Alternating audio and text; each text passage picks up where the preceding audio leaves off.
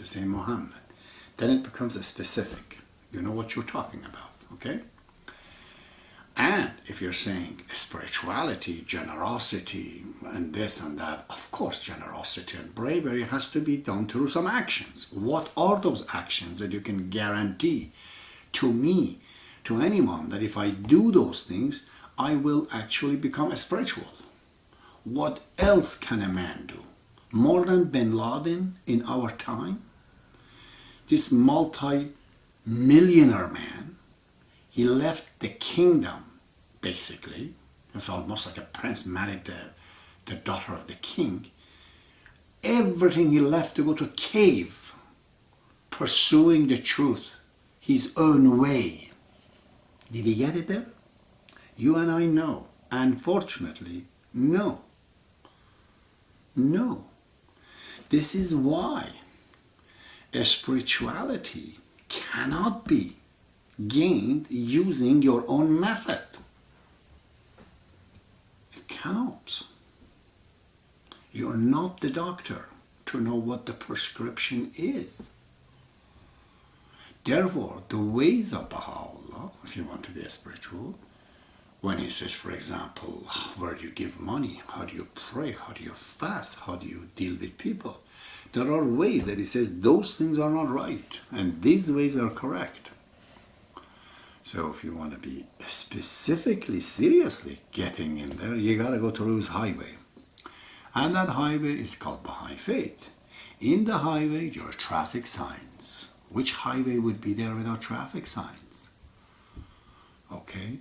Those rules of Baha'u'llah are the traffic signs. Without it, there will be accident among the believers themselves. You see? So, now, I'm trying to explain this today to you. I told you before, I call this really connection.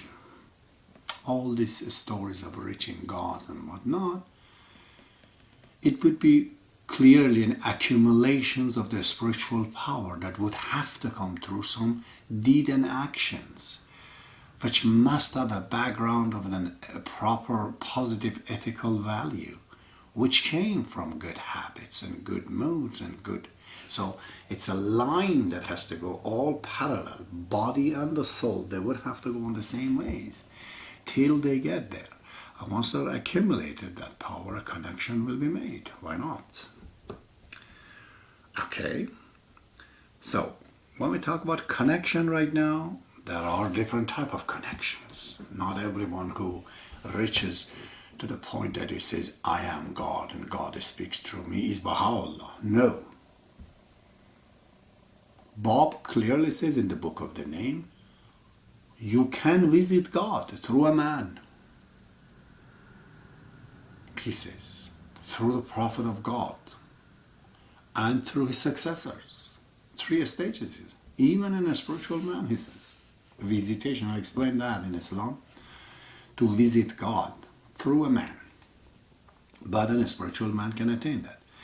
But there are a difference. You know how the connection to the internets are. You know, if Mr. Bill Gates goes on his computer and wants to get to internet, I don't think he needs any connection. He just has the whole thing is at his house. Or the owners of the Googles. But we need connections. Depending on your computer, depending on your subscriptions. Some are 50%, some are 60%. Some can download a lot more. Some can, download very, very little. And there's also no guarantee. You have to pay your money subscription to the internet. Only Baha'u'llah and the infallible characters teaching the Baha'i faith are only 4. No other, just 4. The Bab, the Baha'u'llah, Abdul Baha, and Shoghi Effendi. These 4 are only guaranteed infallibility. Everybody else, including elders, hands of the cause of God, or so many other names are out there, elders, none of them have a guaranteed station. Always the road for us is uphill. If we lose it, we come back downhill. Even though thousands of years you've gone, last minute of your life, Baha'u'llah says, you may go to hell. On the last seconds, he says. You know, because we are not original. That's what it is. To put it bluntly, we're a photocopy. We're just a copy of the original, you see. We're standing in the front. So we can never, you know, we have to work. There's no guarantee. Shoghi Effendi uses the word dross, D-R-O-S-S. He says there's always a dross, you know, over our soul. We can never fully, completely become Baha'u'llah. Impossible. So, I'm going to continue. This is going to be a little bit lengthy. Sorry, guys. Anyways, Muslims have gone really, really long ways. As I said, thousands of books have been written on this. And they've done a marvelous job, in a way. I'll give you essentially these writings of the Islams in the form of poetry. They symbolize God as a woman, believe it or not. Even the lips, even the eyes, even the eyebrows, even the cheeks, the hair especially, the body, all of it. When they talk, I'm in love, I want to kiss you, your eyes, your this and that, it's all mystical. It's a symbol towards their love towards God. They go further down to the point that they cry so much of their separation from this beloved, this spiritual beloved, and their separation and their unions. Another series of the talk that they have, symbol they have, is the matter of the wine and the wine giver and the tavern. You hear this word, tavern. So the wine here means that spiritual words, like Quran. Hafiz says it's the wine of God. And the beloved are the Muhammad and the 14 of them, which is Muhammad and his daughter plus the 12 Imam, altogether 14. He calls them the beloved. He says those are the beloved, and the tavern is where you learn these things. For example, if you're entering in a spiritual realm with the Sufis and they're talking, that will become, in their language, Meykade. Meykade means tavern, really, where you drink May. May means wine. But drinking May in Meykade, meaning you're listening to the beautiful word, loving words, poetry in that place about the most beloved. Okay? So they go different ways. And how beautiful it is. Always wondering in my life about these things. What does this mean? What a, really pensive mood some of these poetry have about their separation about God. It really makes everyone to just feel them, bring tears to your eyes, some of this, how much they were after God in their quest, to reach almost like a holy grail.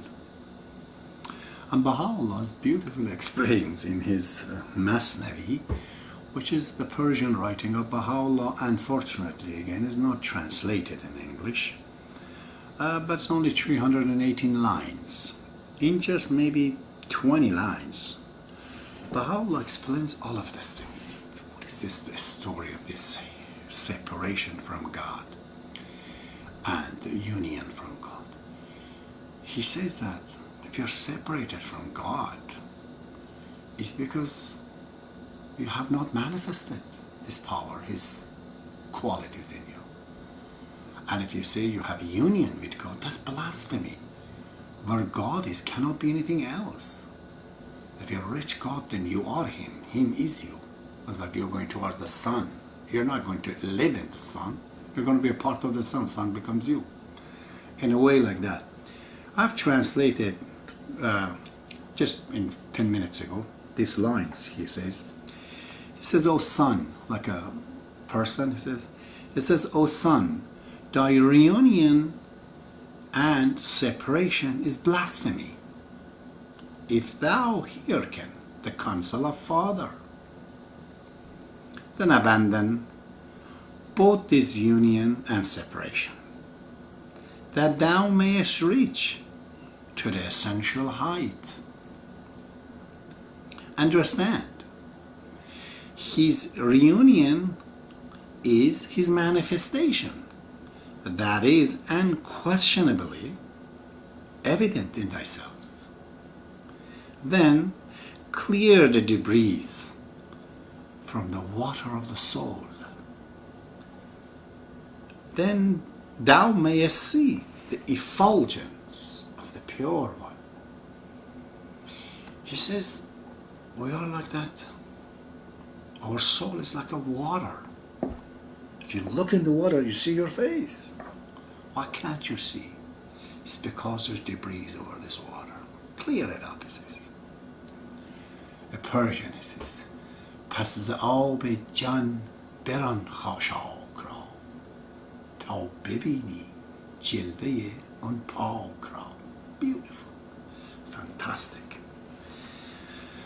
A miraculous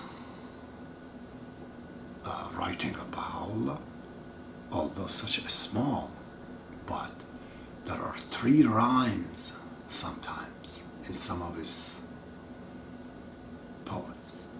Some lines have 3 rhymes in one line. No one has done it before. No one. Only Baha'u'llah has revealed it. Right there, the miracle in the writings. There's nothing more eloquent than that. So, this was an introduction to the 7th chapter, which is connections. And I'm going to have to speak in few sessions some of the important part of this journey, which is really the finale. This is the final journey when a person gets inside and goes on and works on it till end of his life. He has to go. Once you're in, you gotta go, and you will never come back. 99% of the people don't, but you know, some people in the Baha'i faith we have that. Some people actually they felt back. So many people in the Baha'i faith, they have said they're God and their writing is God. One of them is Suleiman Khan, which I brought his poetry some times ago. And Baha'u'llah actually testifies to the truth of what he says. But that does not make Suleiman Khan equal to Baha'u'llah. No, God forbid. There is no such a thing, you know. Very well. I know I spoke too long. This was just an introduction. May God be with you. May Baha'u'llah be with you. May you get to that final journey. That's the whole purpose of this talks that I couldn't write. My English is not good. I'm old, I'm feeble and flared. See you.